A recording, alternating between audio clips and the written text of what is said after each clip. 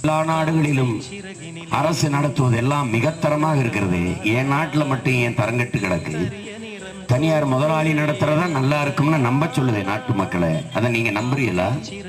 8 கோடி மக்களால் நிறுவப்பட்ட ஒரு அதிகாரம், 130 கோடி மக்களால் நிறுவப்பட்ட ஒரு அதிகாரத்தால் முடியாது, ஒரு ஆட்சியால் முடியாது.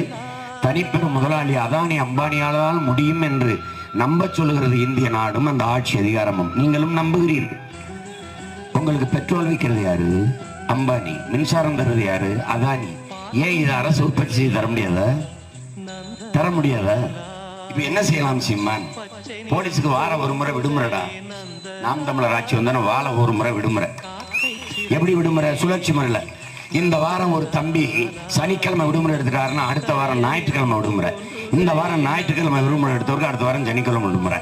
6 மாசத்துக்கு ஒரு தடவை குடும்பத்தோட சுற்றுலா. எங்க போற? சிங்கப்பூரா போ, மலேசியா போறியா போ, இல்ல